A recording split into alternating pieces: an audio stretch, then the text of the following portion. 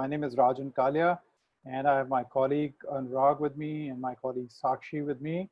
And all of us together are going to be hosting this webinar. The topic for that is adaptive leadership.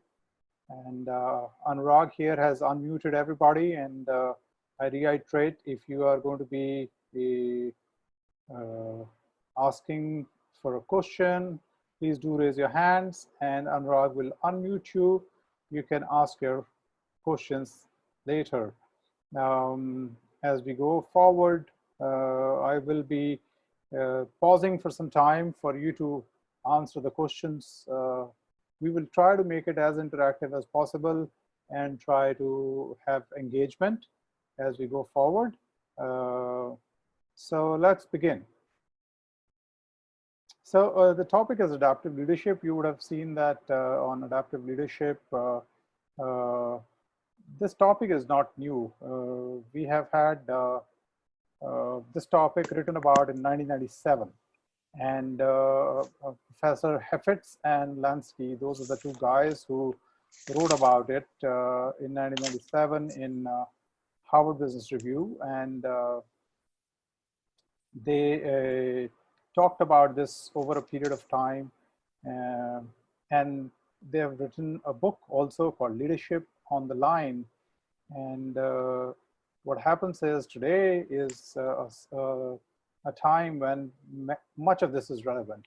So let's begin. I'll just give you a short introduction about our firm. And this is our firm called Salto Di Fe. And we excel at solving complex people problems. That's what we usually do.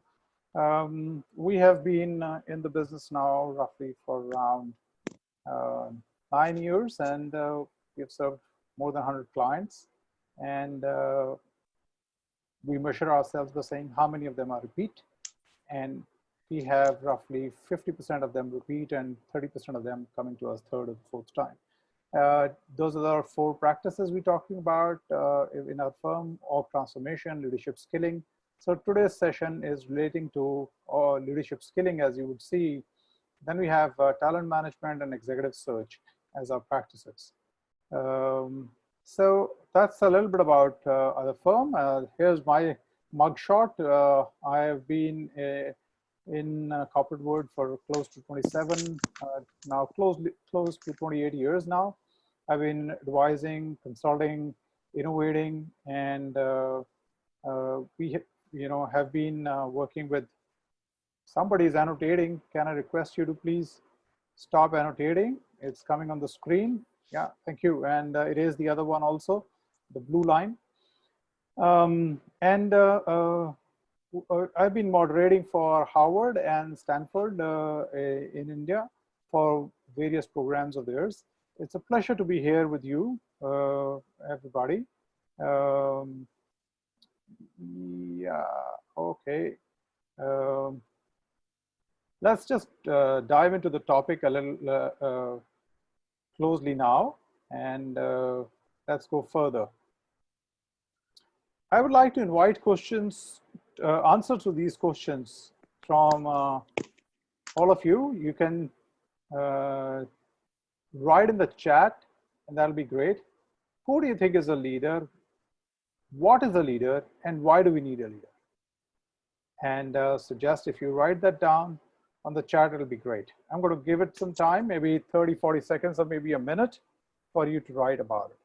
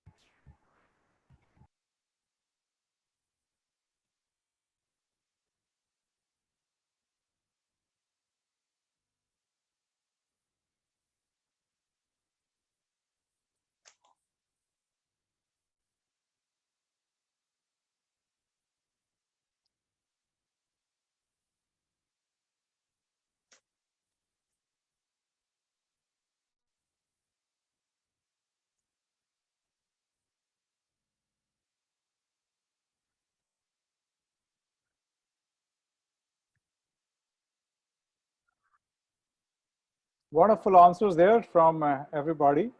And we will see how these answers weave into some of the things we're going to be talking about. Okay, I still see the answers coming in. Great. Thank you for all your inputs. Here are some voices of leadership you may have heard and you may be familiar with, but you look at different people have different kinds of answers. So you have classic Peter Drucker advice, leadership is defined by results. We have Theodore Roosevelt on the left talking about pick good men to do what he wants done and has self-restraint. We have Satya Nadella, modern leader, saying be passionate and bold, always keep learning. We have Indra Nooyi, who's saying it's hard to define. If you can get people to follow you to the end of the earth, that's what she says is leadership. Mr. Ratan Tata says to question the unquestioned and not to be ashamed. And Azim Premji says, believe in that voice, you believe in yourself. It's a small voice inside. That's what he's talking about right now. So you would see that the people have defined it in different ways. And there are different models of leadership. We are going to get into the depth of some of them today. I thought it'll be a nice thing to have some humor and let Dilbert do a little bit of talking. So he says, Dilbert says that to be perfectly honest, a big part of leadership is guessing. So that's the classic Dilbert for you. And we will see how these come together, all of it. So our part today, we are going to discuss largely four things. The different models of leadership, very brief touching on that. We're going to talk about situational leadership a little bit. Many of you will be familiar with it. But there's a reason I'm talking about situational leadership, because as leaders in the organization, we heard a lot about it. But we then will jump into why adaptive leadership is an important aspect in nowadays, and also look at how adaptive leadership is something which we need for organizational leadership and community leadership both today. And I'm going to quickly summarize by saying, what can you do? So which models of leadership are you familiar with? Just write your answers in chat, the models you're familiar with. We talked about situational already and adaptive already, but are there more models you're familiar with?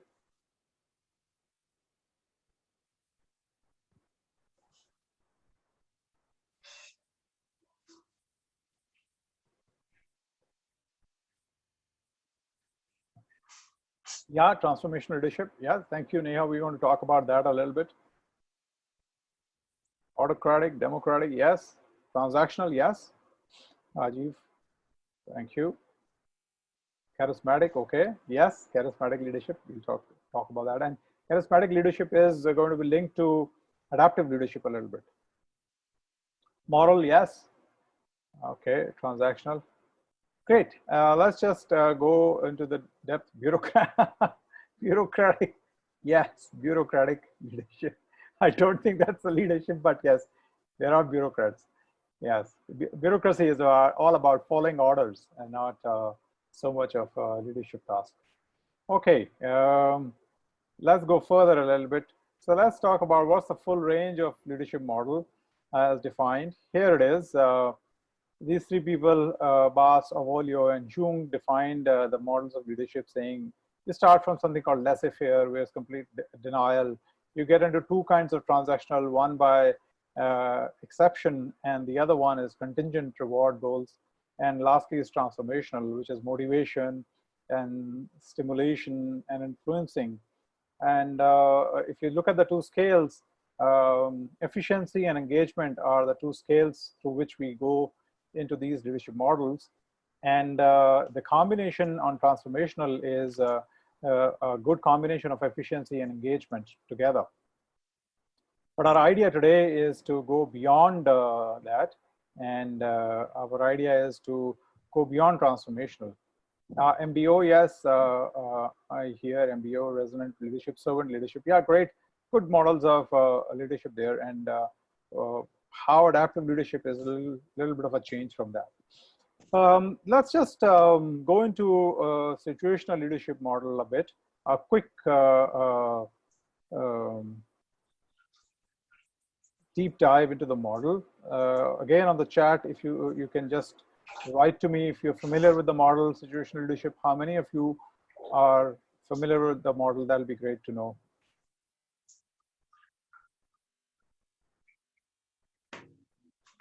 And we're going to hear Dr. Paul, who is actually written about and teaches about situational leadership model.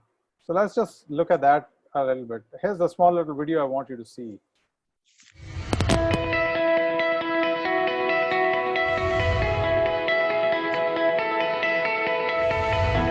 In its simplest terms, leadership is an attempt to influence. So anytime I attempt to influence someone, a group, an organization, I'm attempting leadership. There is no all-purpose magic solution in being a leader. There is no golden fleece. The only way you impact the performance of other people is through your behavior. Effective leadership depends upon what behavior I'm using in a particular situation. You need to match your leader behaviors to the performance needs of the individual or group. It isn't how do I behave with that person, it's how do I behave with that person in reference to that person doing a specific activity. Assess the person's performance readiness to do that specific task. Not that people have an overall performance readiness. It isn't different strokes for different folks. It's different strokes for the same folks, depending upon what it is you're trying to get done and what their performance readiness is. I'm sure we've all known some people who were quite willing to run with the ball but didn't have what it takes. Other people with all the ability in the world, but hey baby, don't saddle me with that. You've got to assess them both, ability and willingness. That's why coaching and mentoring is so important. People aren't just going to grow on their own, it's up to you and I to help them grow. Okay, well, this is a very simple model. It's called situational leadership. And what it provides an organization is a common language that you can solve performance problems at any level in the organization. It changes the culture. It gives you an opportunity to win.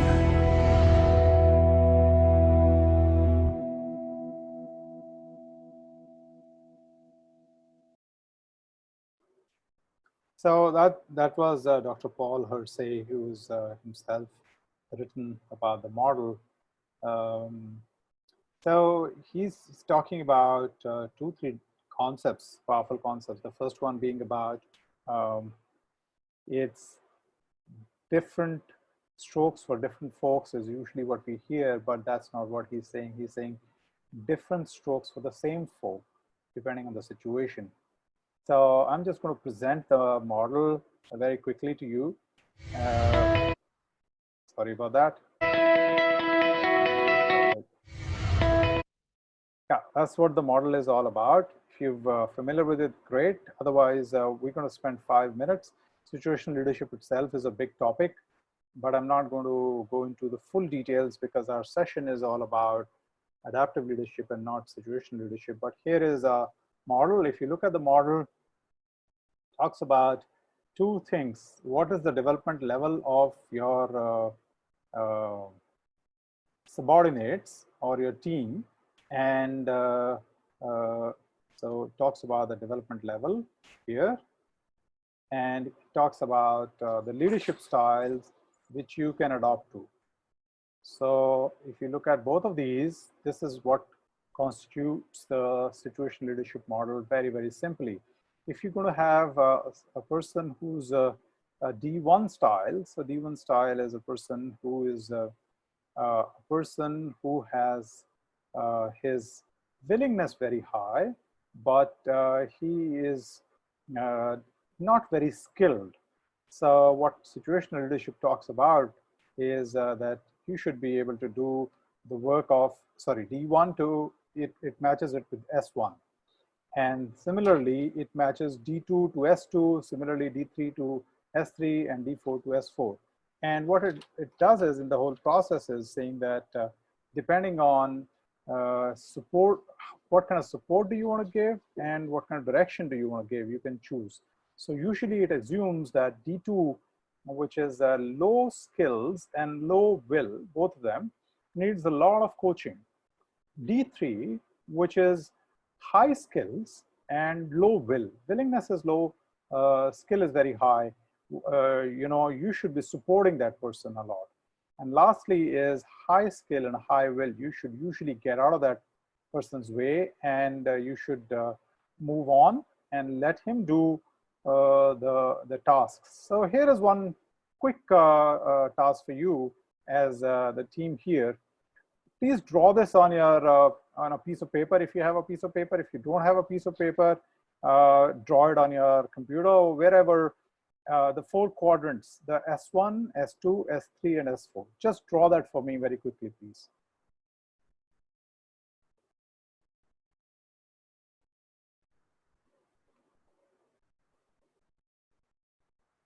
And once you've drawn that, write the name of the person in your team who's in S1. The person, very enthusiastic, highly looking forward to coming to office, motivated, but does not know how to do the job. Write that person's name here. In here, write the name of the person who is both low on his enthusiasm and low on his skills. Write the name of the person here who is high on skills, which is S3, and low on enthusiasm and willingness. And write the name of the person who has got both the willingness and the skills. That way, you will be able to identify what kind of style, and write that in S1, you need to be directing that person a lot. In S2, you're supposed to coach. S3 is supporting, and S4 is delegating. And in the situational leadership, the style may change also with the situation. So a person who's highly skilled and who knows his job very well and highly enthusiastic may get promoted. Come into a new job, he may move from S4 to S1, because in a new job, he does not know he has the high willingness, but does not know how to do the job because he is a person new to the job. So many times you will feel that that's happening. So people will keep on changing, and you need to see that you change your style with the person and the situation changing. Okay, so give me a second, please. Yes, my mouse is, yeah, here it is. So so when you have to apply the situational leadership, you need to see, and you need to answer some of these questions. The first question you need to answer is, how do I understand these people who are in my team? And do I understand their willingness, and do I understand their skill? What are they looking from you? What motivates them to belong to this organization? And what do they expect from my leadership, and how can I deliver it? So this is all about doing work with your team. Now what I'm going to do is I'm going to jump into adaptive leadership, and we will contrast and we will see how this modelship, how this leadership model is different than the situational leadership. I wanted to talk about situational leadership a bit because I wanted to contrast this. So I'm going to just share this very quickly with you. Here is a small video I want you to see, and then we can talk a little bit about the differences before we move on. So please do see this video. We'll walk through a couple of the core ideas of the adaptive leadership framework. The first question to consider is, what is the nature of the work before us? We find the distinction between technical and adaptive to be helpful in navigating this question. With technical work, the challenges we face are clearly defined, and we, or a person with expertise or authority, know how to solve them. Technical tasks are not necessarily easy or straightforward. but the solution is known and the work is about optimizing execution and efficiency. You do technical things every day, repeatedly and with great skill. And yet there's another kind of work, which we call adaptive, that is important to distinguish from the technical. With adaptive work, the issues are hard to identify or not clearly understood. There is no expert or authority who can be called upon to resolve the problem. Adaptive work requires those involved or affected by the work to come together to sort through competing commitments and priorities, to take risks and experiment with new ways forward. We can't think our way through adaptive issues. The work happens in the gut and heart rather than in the head. And almost always there is some loss involved, for all parties, in order to move forward. This may be loss of competence or familiarity or comfort. In leading adaptive change, an element of the work is in holding folks through the loss they may be experiencing. It's truly relational work. The second core question is, what choices do we face when leading change in our communities? To understand this scenario, we distinguish between exercising authority and exercising leadership. Exercising authority equates to doing your job well. There are a set of expectations on each of us in our role as authority figures, and this is true both as individuals and as organizations. We gain more authority by delivering on those expectations, which fall into three categories: protection, direction, and order. Authority is a contract for services. The idea of leadership is quite different. It's about stepping out of those expectations to interrupt unproductive patterns. Maybe things that have worked for years, but because the world has changed, they no longer get the results we want. Leadership is not defined by position. It's an activity that can be practiced by anyone at any time.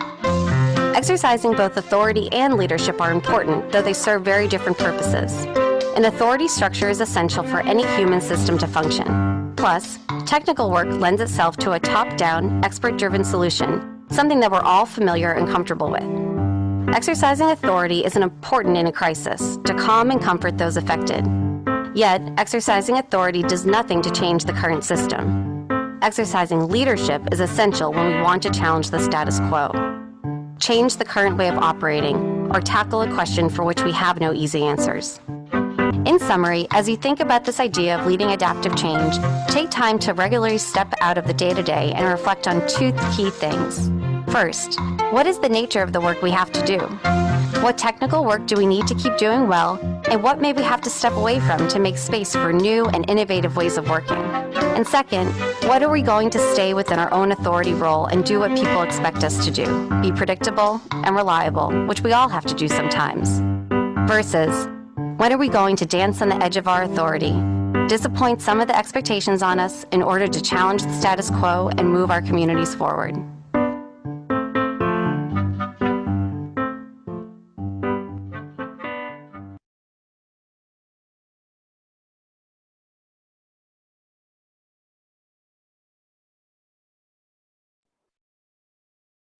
So I'm going to take some questions here on the on this particular video. The way we're going to do it is, if you want to ask a question, raise your hand and Anurag will unmute it, and then we can talk about that a little bit. And I will also ask a follow-up question then between what we saw just now and situational leadership. Yeah, those two things. Okay. Anybody's got a question on the video we saw?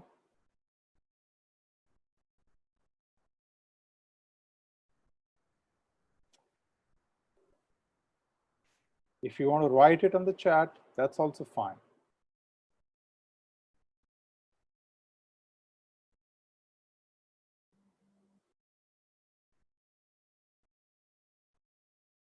Okay. Don't see if you have any questions coming through right now.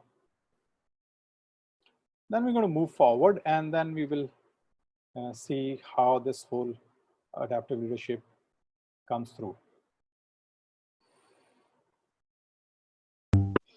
You know, can you tell me what is common between these three leaders? Anybody can tell me what is common between these three leaders?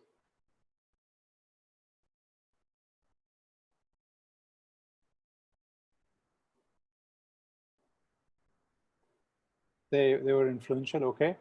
What else?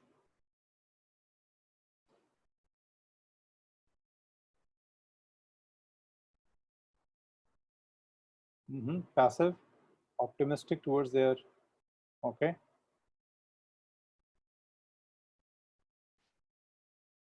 People's leader, okay.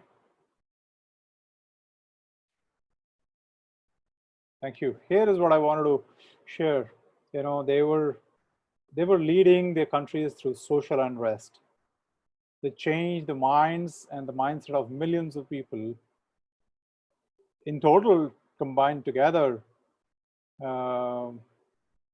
they were impacting 1 billion lives.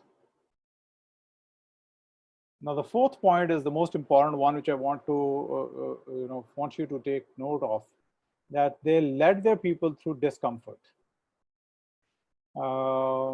People risked their lives following them. They achieved a lot for the masses by giving them freedom. But on the left-hand side, there are two leaders who had something else common between them.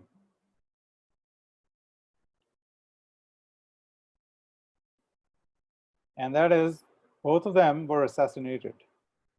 So when you're going to do something which is not so popular, you're going to go against the grain and also ask people to sacrifice. Some people may not like it. And so overall, the task of leadership, if you will see, is dangerous. Because when you're a leader, not everybody is going to kind of agree with you. They won't like everything what you say. And they're going to talk about you, behind you. They're going to do a lot of stuff. They're going to marginalize you. They're going to come after you. And it's your ability to stand through in those times that'll give you the room to become an adaptive leader. Let's talk a little bit more about it. We talked about two things in the video, the technical work and the adaptive work.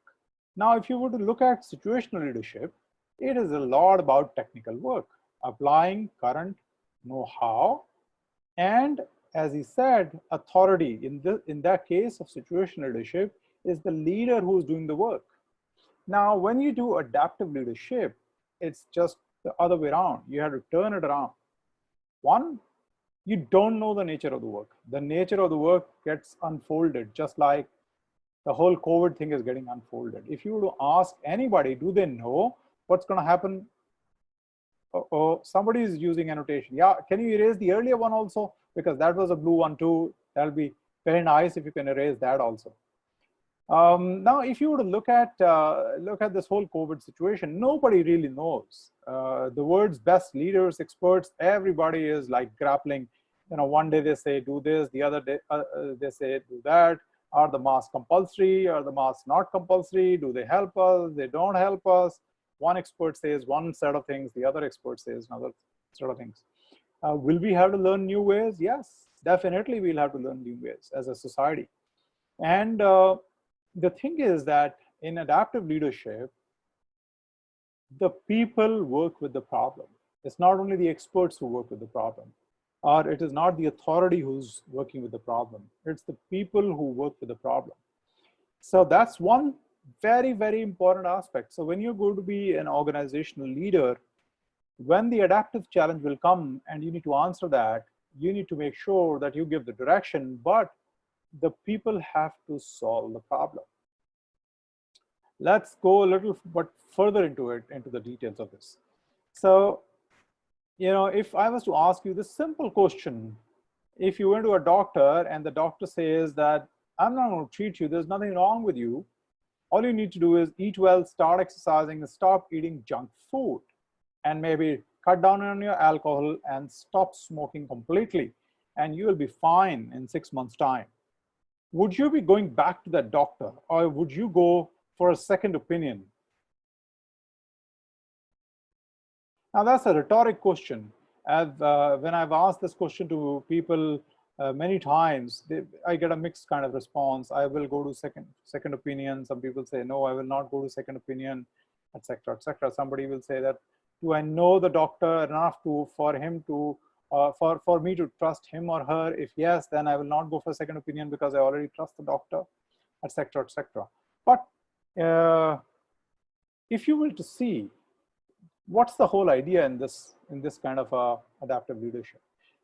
The guy is actually asking you to do the work. He's not doing the work. Doctor is not dishing out a medicine or a prescription to you. He's saying all you need to do is eat well, start exercising, and stop eating junk food.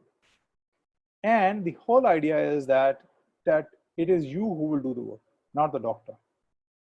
So what's the challenge of leadership? The challenge of leadership is to work with differences, passions, and conflicts in a way that diminishes their destructive potential and constructively harness their energy. So the whole idea of adaptive leadership is to bring differing points of view on maybe the same problem together at one place, and also harness the energy of everybody collectively to answer for the problem.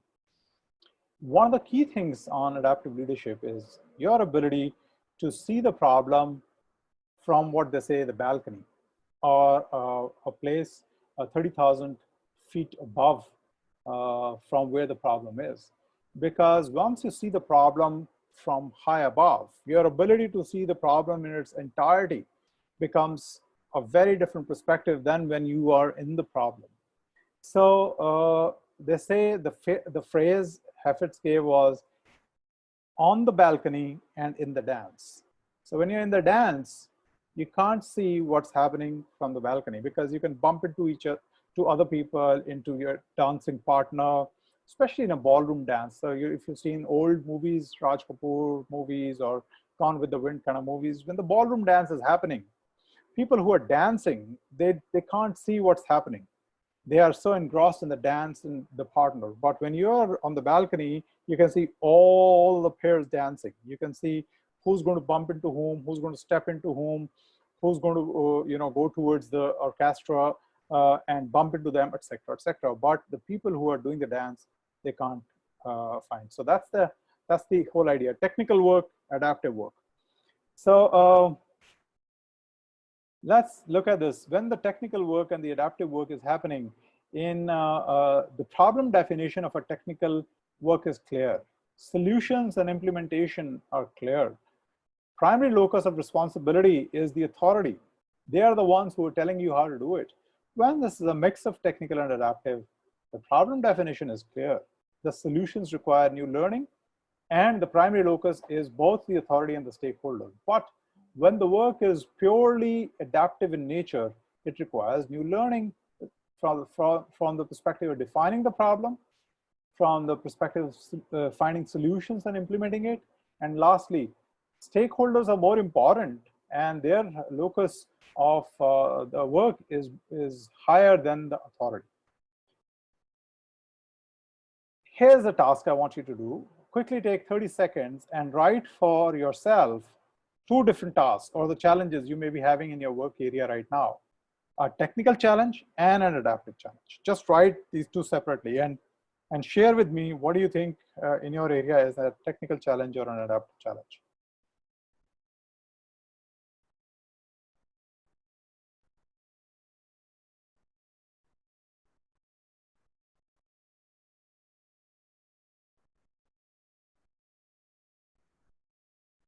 Anybody would like to share what's your adaptive challenge?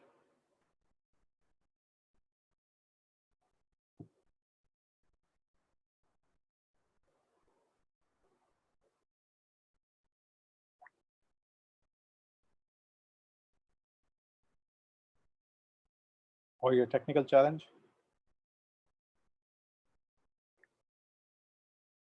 Data analytics, yes. Digital media.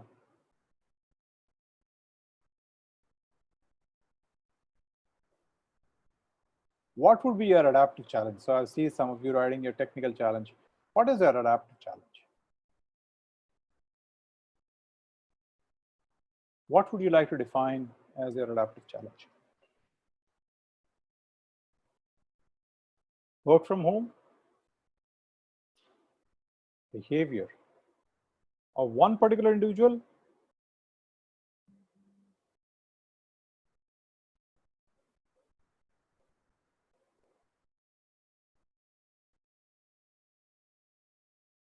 Human behavior?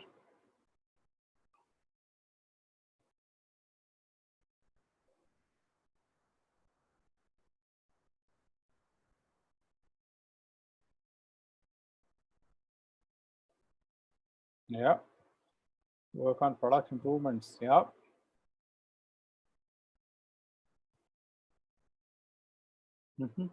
So many of you still writing a lot even when you're writing adaptive challenges, you're writing a lot about your technical challenges. An adaptive challenge truly would be, let's say, if your team was told, please find the cure for COVID-19. Please find a new solution for people to get engaged in the same way as they're engaged when they're physically meeting each other, uh, you know, in a remote environment. So things which don't have easy answers. Our revenue and our sales and profitability is down. And in an environment like this, can you just turn around the revenue from a -40? Can you take it to a +40? That will be an adaptive challenge. It's a completely different ball game. A technical challenge, whether it is data analytics, whether it is asking people to adopt a new platform or a product improvement, are all technical challenges, and many of us can solve for them. High attrition rate, yes, that could be an adaptive challenge. It's still a little bit technical, but I wouldn't say it's a mix of actually adaptive and technical challenges, as we said. Yeah, these are some of the challenges on adaptive nature. And when you look at the answers to some of these adaptive challenges, let's see how they start panning out. So when you have to identify what is the difference between technical and adaptive fixes, one of the things you can distinguish it by saying when people's hearts and minds both need to change, not only from the mind. So it's not about finding a new solution for a product or anything. When you're throwing all the technical solutions and the problems still persist, you've given it everything, you said that I've implemented the system so many times, I've given people solutions, I've given people demos, I've given them how to do manuals, but they are not adopting a new system. It's not a technical problem. Third, a very important thing is, in the whole process of answering the adaptive challenge, there will be some loss. And your ability as a leader to make people accept that loss. So we saw the example of Gandhi, Martin Luther King, Nelson Mandela, all of them asked their people to make sacrifices. So in an organization change effort, when you have to give up your old ways of doing things and adopt a new way, there will be a loss, right? There will be some kind of a loss which will happen. Maybe you'll have to, come into doing something which you were not doing earlier. Just like work from home, there will be some losses which will have to be accepted. So one of the losses on work from home is that the boundaries start getting mixed up between home and office work. Crisis is happening frequently, stakes are high, times appear short, and uncertainty is great. You want to change the direction of the company. You want to, take it from going from place A to place C, and in between, if you don't take it to place C, you're going to be in a problem. So first, your ability to differentiate between technical and adaptive fixes. Okay, 10 key properties of adaptive work. So one of the first things to say, am I doing adaptive work and am I answering that challenge, is to say, is the response to this work lies outside my current repertoire of doing work?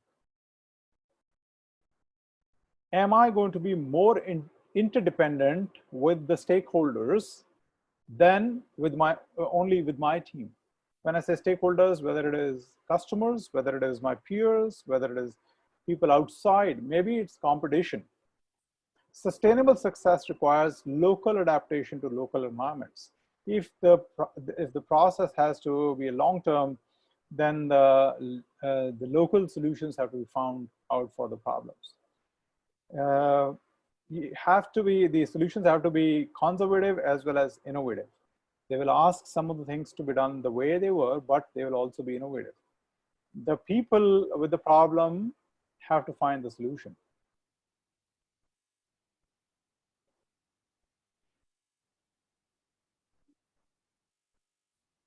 There were some questions. So Neha, we'll take that question later. Just hold on to your question. Adaptive solutions often lie within the society or the organization. There has to be many times a lot of experiments done with the solutions, a lot of pilot studies to be done with the solutions. So as an adaptive leader, you have to say, I don't know the right answer. Maybe we'll try certain things. Once we try those things, we will be able to come up with some answers. And there will be, the old ways will have to give way to new ways. So there will be sacrifice. So now that sacrifice could be change in my position, change in my authority. That sacrifice could be as simple as moving from working on desktops and some kind of a solution which was static to a dynamic solution. You had to learn new things. Adaptive work will generate disequilibrium, and we'll talk about it. Adaptive work is a very important work as a leader. It's like cooking something in a pressure cooker. There has to be enough pressure in the cooker for it to cook. So there will be heat generated, but there needs to be a valve on the top to let the steam off. And adaptive work will take more time than technical work. The disequilibrium and the time we were talking about, two things here, right? So adaptive challenge, if you will see the limit of tolerance and threshold of learning, adaptive challenge takes place in this place. All this disequilibrium is all about the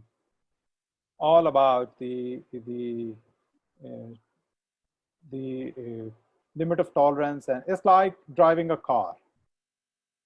It's like driving a car. So if you were to drive a car, what happens in the whole process is when you are starting a car and driving it, there's a lot of heat which gets generated in the engine, and that's why you have the coolant. Now, when you're doing the adaptive leadership work, your job is not to generate heat. Your job is to get from point A to point B as if you're driving in the car. But in the whole process, there's going to be a lot of heat. You need to see how to regulate the heat. And this limit of tolerance and threshold of learning, both those things are the ones which help you do that, right? And you need to know how to fix the heat. If you're not able to fix the heat, you will end up in a problem, because then people will not follow you. They will say that you don't know the answers. Your ability to control the heat and use it in the way you want to drive the change is a very important way to do things. You will cause distress, and you will need to create new knowledge and pathways. If you see, in the disequilibrium happens, if we are below the threshold of learning, we are very comfortable in our technical problem, and we are very comfortable in avoiding work. So when we are doing the adaptive challenge, you see, we don't have the answer. We go through up and down, up and down, up and down before we can find an answer to that. And as an adaptive leader, the first thing is to maybe acknowledge that you don't know the right answer at that point in time. What are the actions, hence, you need to adopt as an adaptive leader? Now, the first thing I'm talking about is think politically. Now, that's a very, what should I say? That's a very unsavory word in a corporate environment, right? In a corporate environment, that's an unsavory word. I know what I'm saying, but if you look at the two great leaders who led two big organizations, thought they needed answers to everything, both Doug Ivester and Vishal Sikka, when they did not take the board along, when they isolated other people, when they said that we know the answers and others may follow us, look at what happens to them as leaders. So one of the things you need to understand is how do you take other people, maybe more powerful than you, along with you. And you need to find partners. As they say, before you go into a meeting, 51% of the vote from that meeting should already be in your pocket before you lay down a proposal or you lay down that we need to do things differently. So find your partners, the people who are going to be on your side when you're going to do something which is different. Accept the mess.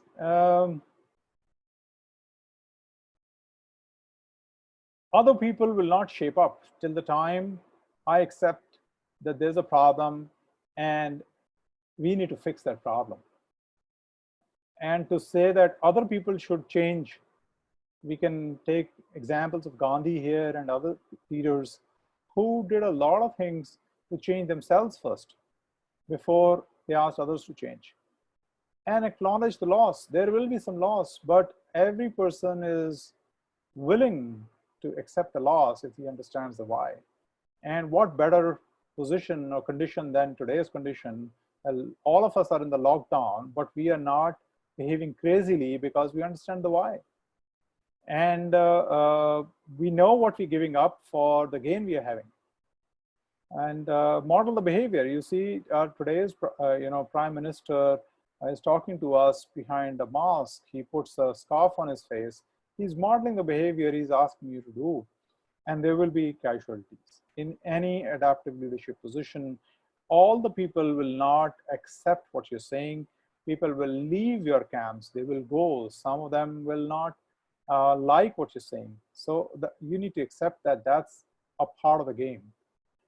We talked about creating the holding environment. You need to create structure, processes, procedures, and boundaries for people to feel safe. And yet you need to save them from external environment and what is happening from outside their control. So that is your job as a leader. But the second job of a leader is to create conditions where people feel the heat to change, but you allow them to release the stress. You need to make sure that they are able to build that stress in a productive way. And that's why I take the example of pressure cooker. It's a controlled environment to cook the heat, or to cook the food by controlling the heat, but letting off the steam. So that's your job as an adaptive leader. You need to understand that those are some of the conditions you have to create for your people to go through some losses. When you build an organization, which is an adaptive organization, you need to have a strong environment of vertical trust. People both up and down should, your bosses and your subordinates should trust you, and your peers and your colleagues should trust you. So before you launch into your work, before you start solving for big problems, you have to build those bonds of trust. Without that, you can't solve for a problem. And you do not want to take the whole responsibility of solving the problem on yourself. It has to be an ethos of shared responsibility between you and the team. And the teams have to be agile enough to keep on experimenting and sense if there is a change happening, they need to respond very quickly. Your job as a leader to make sure that every time you put the most difficult problem on the table, you bring the elephant in the room, you don't shy away from talking about the elephant. We were talking about controlling the heat. One of the things on controlling the heat is also to reward the people when they're learning very fast. And you will see there are many people who step up from their authority and take on new tasks. You need to encourage them. You don't need to put a lid on that. And lastly, as a leader in an environment like today, you need to develop your people daily. You need to see that you're giving them direction, you're giving them new responsibility, you're giving them new tasks to develop them daily. I wanted to summarize the difference between the models. In a transformation model, you have a very strong personality with a clear-cut plan. you're passionate and driven to achieve one particular goal, and you keep your people motivated. In situational leadership, you're spontaneous. The focus is all on authority. The focus is on analyzing and adapting to the situation. And adaptive leadership is flexible. It is protecting your team and followers from outside forces, yet building a lot of heat to find solutions. And the solutions have to be found by the team, not by the leader. I'm going to take a pause here because I have one or two last slides. I'm going to invite a few questions if there are any, and then go to my last slides.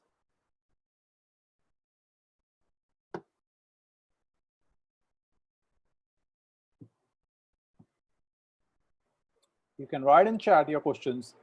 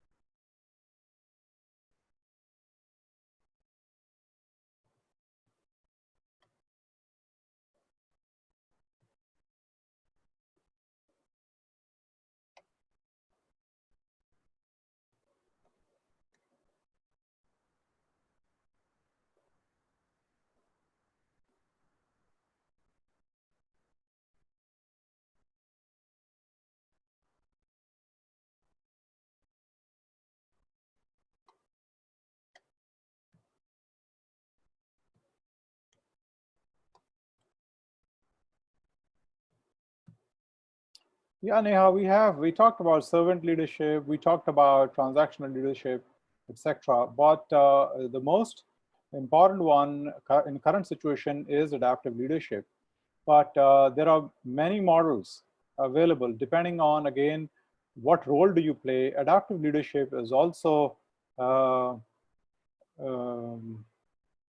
in a situation when the things are unknown.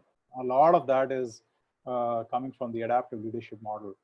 There is also General McChrystal who talks about this a lot, the person who first led the troops into Afghanistan and who, his team, and he coined the word VUCA, etc.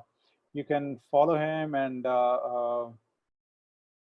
see that more about it. Adaptive leadership, no, not an extraordinary situation. Whenever the change is required to go into new direction, when you have to shift goalposts and the navigation is from point to point and not, you don't have clear direction all the time.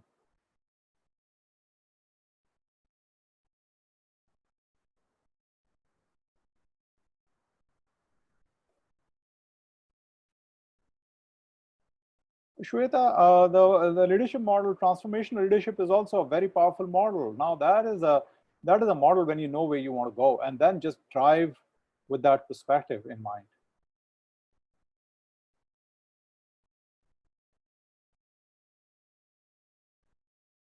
If your boss is not protecting you from outside, then you will have to step into adaptive leadership shoes, and you'll have to have a heart-to-heart discussion with him about this matter. And that's why I said a vertical trust, horizontal trust.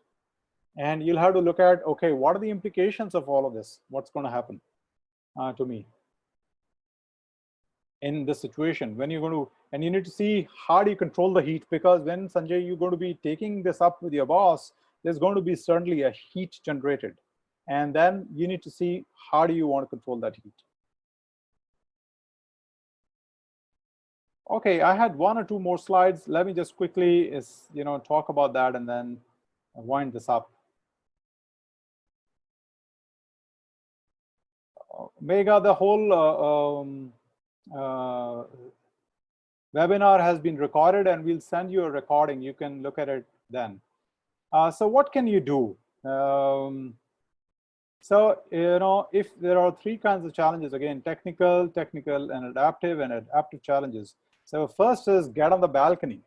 You've got to see the whole situation, including yourself, but see yourself as a part of the problem down, but from the balcony, and see how the whole scenario is playing out.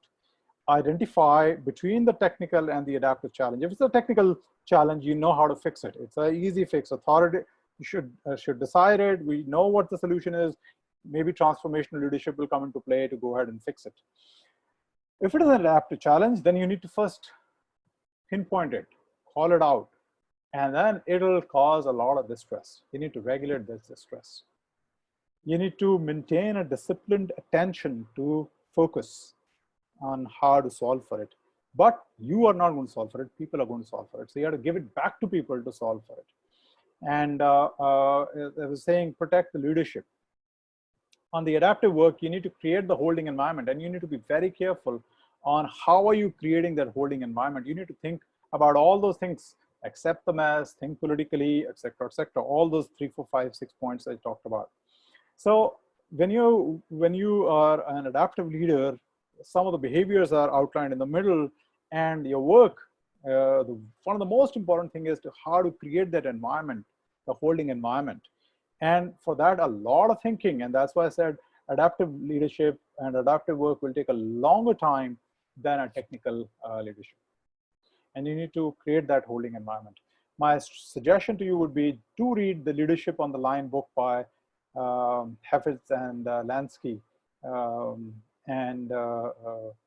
We'll be very happy to send out an article to you, that 1997 article, where it is on the Harvard Business Review. I'll link to that to you. In case you want, you can drop a line to me or Sakshi, and we'll be happy to send some more literature, etc., towards your side. Thank you very much for being with us today. Thank you for your attention and patience and all your questions which you came up with. I hope this has added value to you, and you can take some value back to your work and identify the adaptive work and work on it. Thanks a lot.